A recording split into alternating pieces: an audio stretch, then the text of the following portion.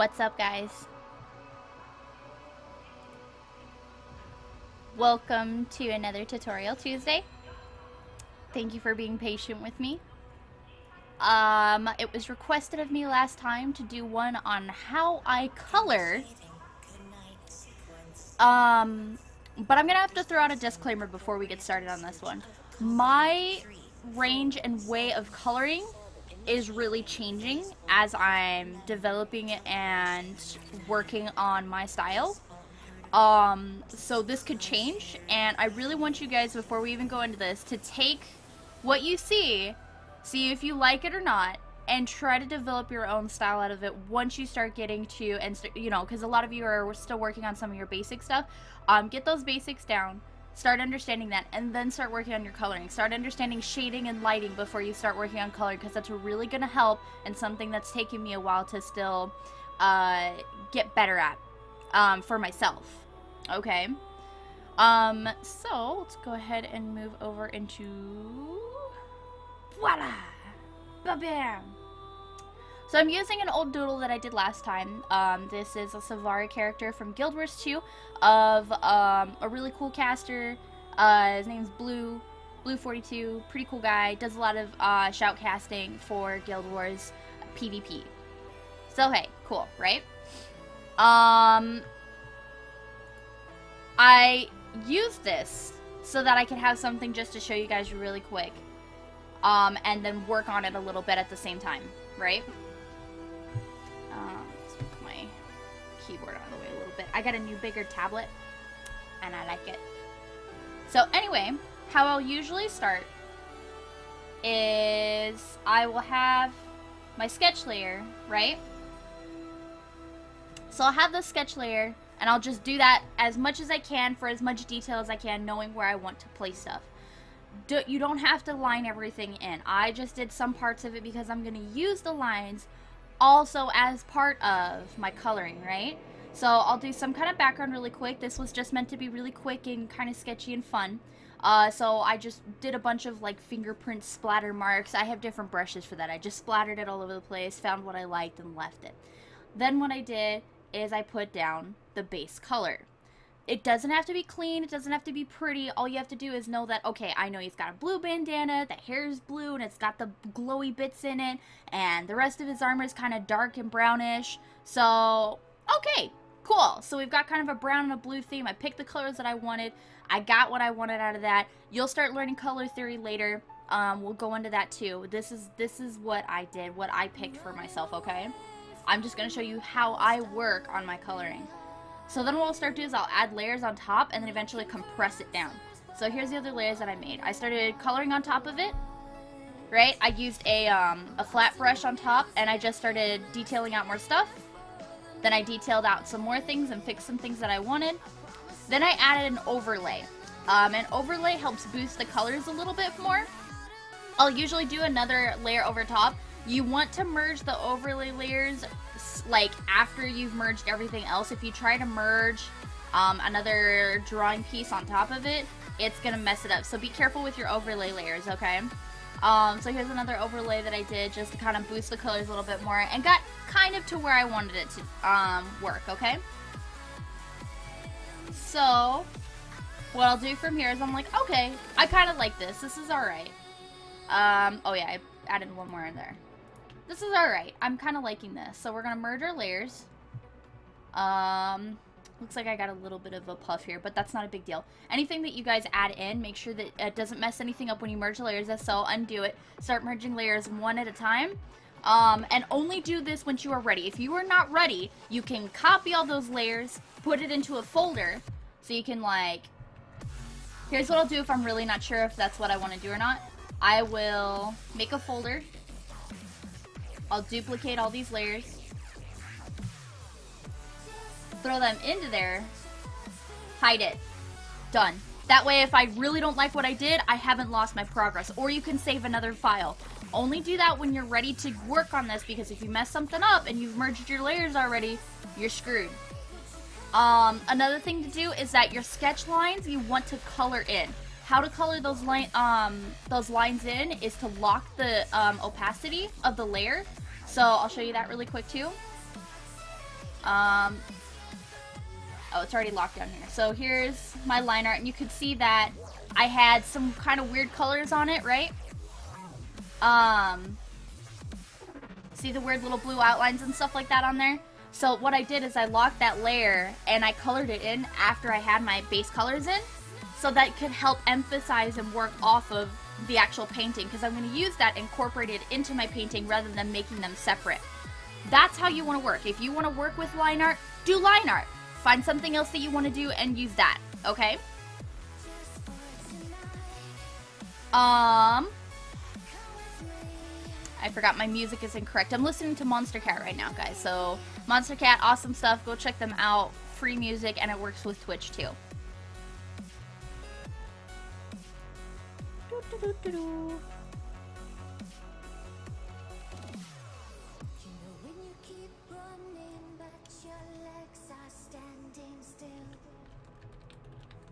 There we go. Broadcasting that Monster Cat. Alright. So, how to color those layers is really simple, or the line layers. Is literally all you do is you hit this lock right here. It's usually a little square box with a bunch of little other tiny squares in it. It's an opacity lock, or an opacity lock, however you want to say it. I've been corrected both ways, I don't know why, so. And then you just pick the colors that you want, usually off of your base colors, and you kind of work off of that. So be like, okay, I want that highlighted a little bit. And check that out. It totally colored my line in. Just the line in. That's all it'll do. Right? That's pretty nice. It's pretty nice, yeah? Pretty nice. So you can lock those layers in. Make sure everything else is nice and pretty how you want it to be. Move on. Let's go back to merging those layers. So like I said, it buffed out some of it. Made it a little bit more colorful. I'm not really bothered by this because I'm going to be coloring and fixing a lot of this stuff, right? So what I'll do from here is, after I've got basically how I kind of want stuff in, I'll take my soft round brush. And once I find out, there it is. So this is my soft round brush. It's really nice. Very easy.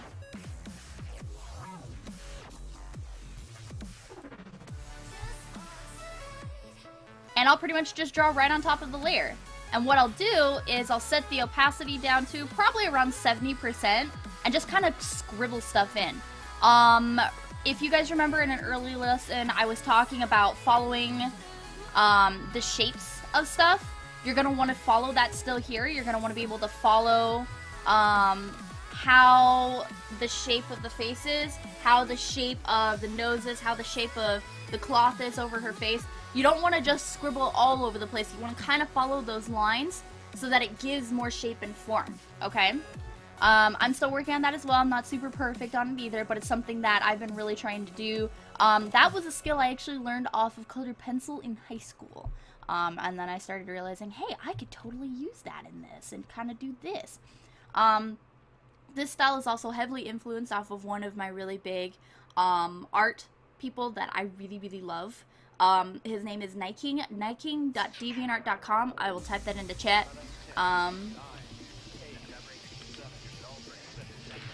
I don't know if this is how he does it. I've never seen how he actually draws, but I love his detail and attention to work. It looks like he takes these color blocks and then just kind of scribbles them in together. It's really interesting, and like he keeps coloring and adding layers over top of it. I love it. I love it to death, and I've wanted to do that for a while. So I started trying to do that with this current style of coloring that I've been doing, right? Another thing to keep in mind too is you're going to want to make your art big for this kind of stuff. If you don't make it big, a lot of the detail's kind of lost. It's just nice to be able to zoom back out and see how it kind of molds back in together. So I just, every time, usually make your stuff bigger than you think you need to, so you can stay zoomed out and do some really cool textures and details you never thought would have worked, right? And then just start scribbling in where you feel you need it. You know, add your highlights where you need to, start cleaning up the stuff that you need to.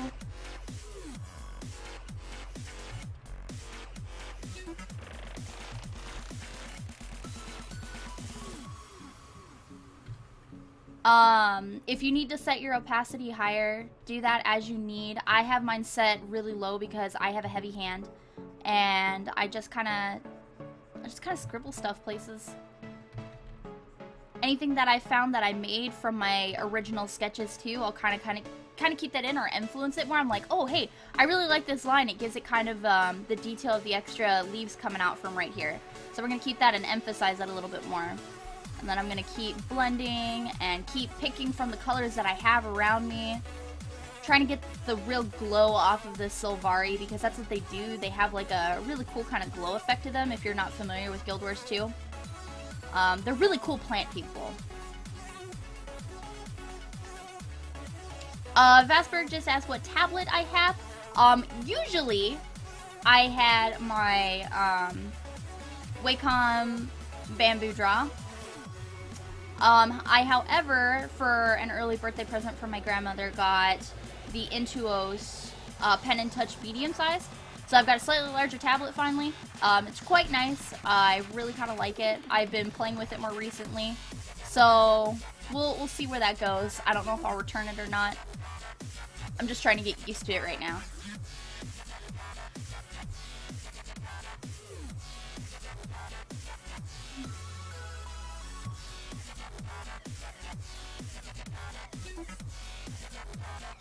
And this is literally how I color stuff, guys. I'll just grab from what I've previously made, grab from these areas, and just start scribbling in details. I'll highlight what I want to, I'll start putting stuff out. If I need a different color or more details to something, I'll start coloring over top of those. I'll start just scribbling stuff in as I need it. I'll take darker colors if I need to highlight and emphasize something like I just did there. I took that darker shade.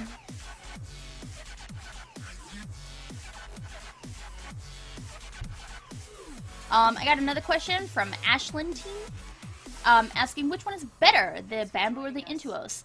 That's entirely up to you. I really did love my bamboo. Don't get me wrong. I really, really loved it. It was just too small.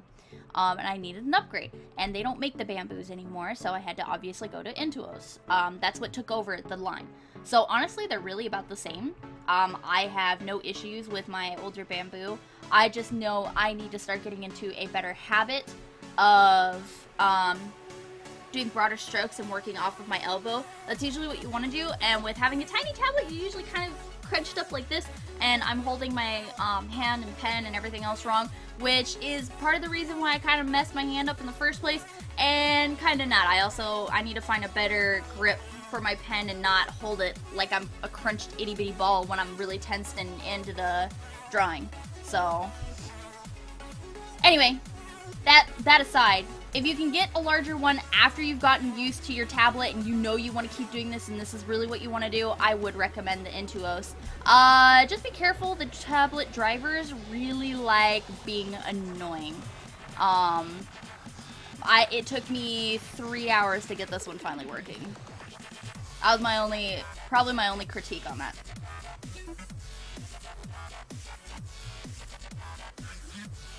Anyway, scribble, scribble, scribble.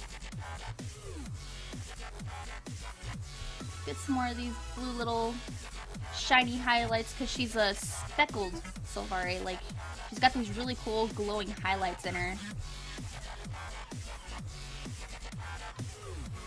I love being sporadic with this. Like, I don't have to... It's really relaxing, and why I've really enjoyed picking up this style that I've been doing recently.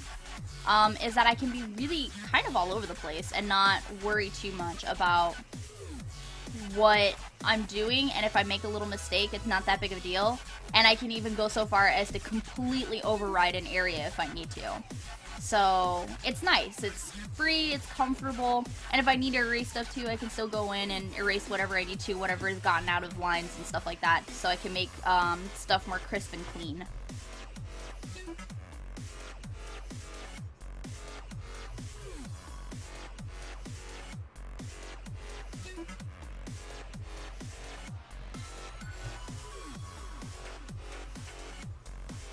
Yes, as Everton was saying, I do not recommend, if you are not sure if you want a tablet or not, don't go for the big ones right away. Just try out the small ones. It's not a big deal. You can work off of the small ones perfectly fine. It takes a little bit of extra fine-tuning because it's hard to... You can control and get smoother lines by working off of your elbow because it is a point, right? You're not going to be twisting it back and forth like you do all over the place with your wrist. It's one fluid stroke motion, and it's usually a lot better for you if you can use your elbow more than your wrist. You're going to have a lot better lining and detailing, and it's going to be smoother and cleaner. That is what is known, but you don't have to do it. So, cheapest I'd say is run around like 50, 60 bucks for a tablet. They're still kind of pricey, but just go for the small ones. Just to get used to it. If you're not sure you're going to be used to it, because it's going to take a while to get used to. So if you go for a Cintiq right away, it might not be what you need. Try to see if you can test it out from somebody else. I personally don't like the Cintiqs. I haven't gotten used to it yet. I know a lot of people swear by them, but I just, every time I had it, I didn't really like it.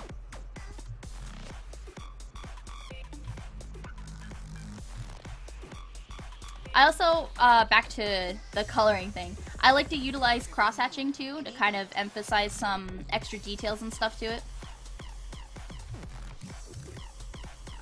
And like with other tutorials, as I said too, really make sure if you're trying to get a specific kind of shade going down, you put those highlights. If you're trying to get a shape, you want to put the darkers really close to the lighter colors so that you get that crisp edge. You don't need to make a line for it. You can make the crisp edge directly off of contrast. And that will really make your drawings pop and really give that gorgeous shade pop and detail. Fazberg is asking why not Cintiqs in particular. I feel really comfortable looking up at my screen because of everything else that I do, like Twitch and stuff like that. I don't have to keep looking back up just to see chat. And on top of that, it was really warm on my hand. The screen with the cover looked kind of foggy, and I didn't get the colors out of it that I did. Everything just felt really off about it, so I'd rather have my monitor separate from my paper or my pen. Like, I'm comfortable with this. This is fine. I don't need to look down at something. I feel like I'm gonna crunch myself up into a ball too much, or like, I can't, how do you draw with this up here? Like, I don't like that. It just did not feel comfortable for me. No matter what I did in college when I was able to get my hands on one, I just couldn't get comfortable with them. It was always warm and just weird, and it wasn't for me. I kept trying as much as I could, and I don't know. I'll have to give it another chance later, but for me, I personally did not feel comfortable with it.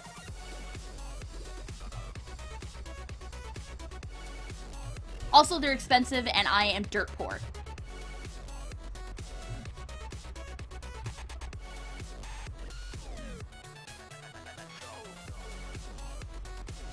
What's up? What's up? Everyone else who's joined in for Tutorial Tuesday, hi! It's a short one today. We're literally just going over how I colored. I'm gonna try to zoom back out in a little bit here once I've got some more details in.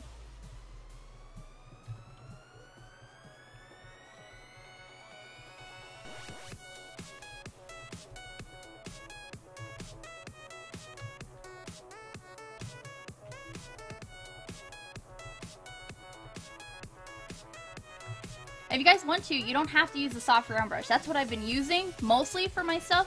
You can use a really nice textured brush.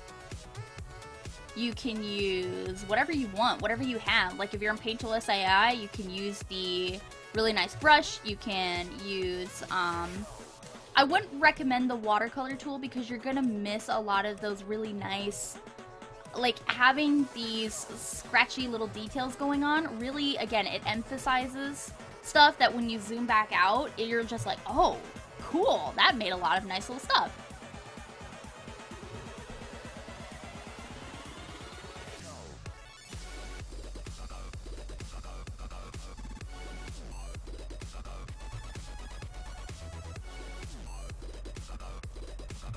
But that's just me. Like, that's what I got comfortable with. I'm sure somebody out there has probably figured out how to use the watercolor brush, like, really good for painting stuff like this. But I feel like, especially for beginners, we get too caught up into making nice transitions that we forget about these harsh edges that we really need. And it really, again, it emphasizes what you want. For some areas, it's fine to like blend it out, but you don't want to get too comfortable into blending everything too much. And again, this is why I picked up this style, is because sometimes I would do that. I used to blend everything, and I got too comfortable because it's like, oh, look at the pretty gradients, and then I zoomed back out and everything was like blurry, and I'm like, I don't understand. I made it look so good, and it wasn't. I wasn't catching the subtle details.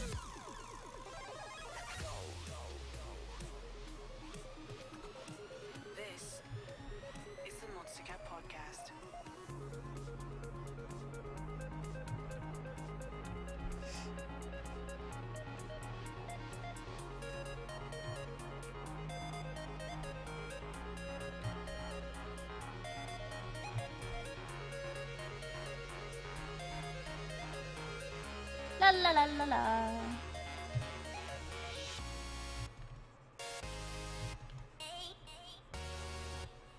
I'll also, as I'm coloring, I will keep adjusting the size of the brush too for whatever I need. If I need to cover a big area, and then I'll go back in with little details. The hotkey for that too, for a little quick tip, is the brackets keys. So the bracket 1 and bracket 2, you can hit that for larger or smaller sizes if that's your default key anyway. Different programs will be different, but for Photoshop that is the default key for it, and it's nice to have.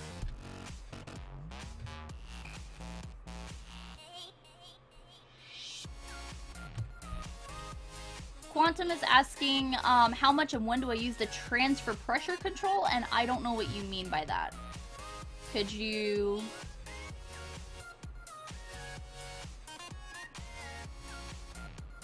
explain that to me, because I don't... Spirit, I don't know. I've never actually changed the hotkey to make it go faster or smaller so that it can change its size quicker. Because I've always been okay with the rate that it goes. There probably is somewhere in there, but I have not actually looked into it, so that would be something that you could maybe do. If you wanted to. Everything should be in your preferences on Photoshop. Same with SAI and everything else. It should give you like a speed key or something like that if there is a chance or a way to change it.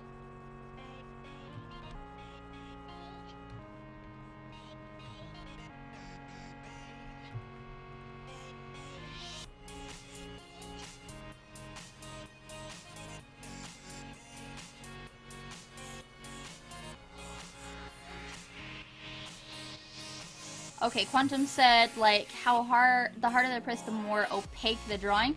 I use that all the time. That's part of the pressure sensitivity of the tablet. And, I try to be lighter in some areas that I want the subtle details while I'm scribbling this stuff in. And sometimes I'll press harder to get that really dark area that I just want filled in right here. So I'm pressing, pretty hard right now to make it more opaque. And then I'm pressing really light right here to kind of subtly get that to scribble into this area. Just to get that really soft kind of transition to go into here.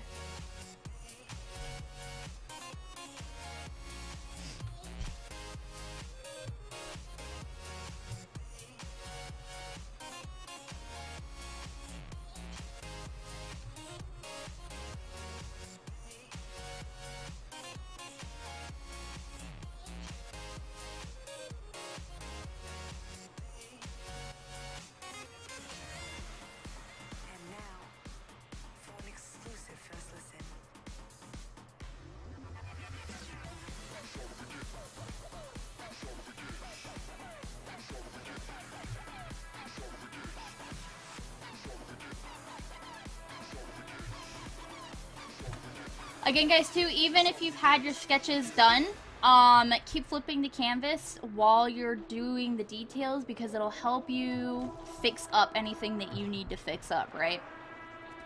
Because there's still probably stuff that you're gonna need to change and fiddle with. Like, I'm still kind of meh about this eye here. Probably should move that up into here a little bit. It'll just kind of give you another perspective if someone else isn't helping, especially if someone else isn't helping you critique or you're not really listening to anyone at the time.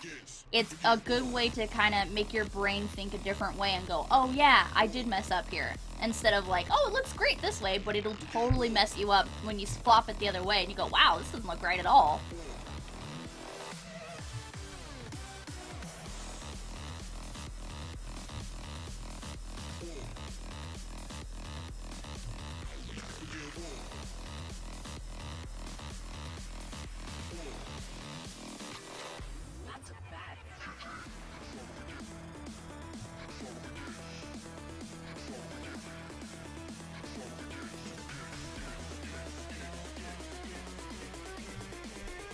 Yeah, see how that detail's starting to come in?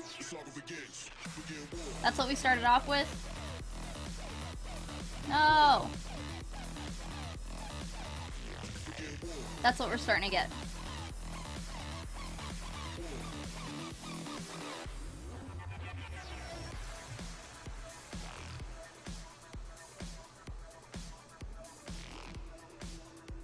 We're just doing cleanup. That's pretty much what it is I've got what I've won in here, and now I'm going to start doing the cleanup for it.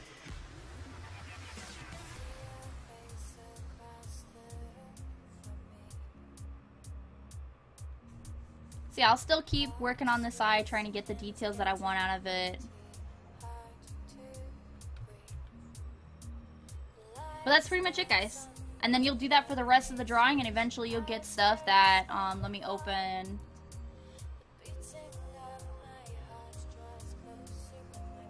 There you go. This is pretty much what I did, and that's how I got, you know, this kind of stuff, where it looks nice and smooth, but you keep going back into the details, and look, it's all just scribbled in there. That's all it is. I think I merged all of it, so I don't have the original sketch of it. Oh, no, I do. Okay, I drew over top of it. I wouldn't recommend that, by the way, drawing over top of stuff, because when you want to get it all together, it just doesn't work very well. That's what I started off with. I started off with this fuzzy, faded thing, and I drew over top to get that. I ended up fixing everything and throwing stuff in and keep molding and maneuvering my stuff to make what I wanted out of it after I had my initial sketch in. That's all I did. I just drew over top, and I got my initial paintings and stuff in as I kind of wanted it. Bam. Okay?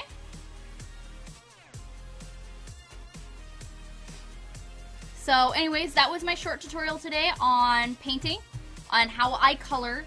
That's for my painting style right now anyways, guys. So if you want like line arts and stuff like that, I do a completely different style with that. But we'll explain that one maybe in another one if you guys want to see that. But as always, if you have any questions, comments, you want to learn something from me, you want something else that I want to go over, let me know. Let me know on YouTube in messages. Let me know on Twitch in messages. Let me know on Twitter. I'll highlight and link everything to you guys. I've got twitter.com/RinTheYordle. I do the Tutorial Tuesday every Tuesday around noonish Mountain Standard Time. I'm in Arizona, so I do not have the daylights, okay? So it's always noon for me. But anyways, you'll want to check out twitch.tv/RinTheYordle if you want to watch me live on Tuesdays. I also stream art throughout the entire week and some video games too if you guys want to hang out for that. If you want to know when I'm streaming or ask me specific questions and stuff like that, Twitter is really good for me because I can usually keep up with it pretty well. Twitter.com/RinTheYordle, okay? Twitter! And then lastly, YouTube. We've got youtube.com/RinElenika. I can't change that. I know it's kind of long. I'm sorry. It's RinTheYordle. Everything will be linked on Twitch so that you guys can find it out. But most importantly, give a big, huge thanks to my Patreon people who have upped some of their stuff for my birthday, which is really sweet of them, coming up this next Sunday. I really appreciate that, guys. Thank you. Patreon is also the thing that is keeping me going. It's Patreon, patreon.com/Rin, R-I-N. That Patreon is what lets me do these Tutorial Tuesday. It lets me do specific video games that you guys have been begging me to play, like Goat Simulator. And Five Nights at Freddy's, which I still hate you guys for that one. And, yeah, it allows me to do lots of other stuff. Giveaways, prizes, and you also get something out of it for doing the Patreon. From little doodles to large commissions, if that's what you want, and you want to support me that way, I want to give something back to you guys, okay? So, thank you guys again. Hopefully you had a nice time, and I will see you all next time.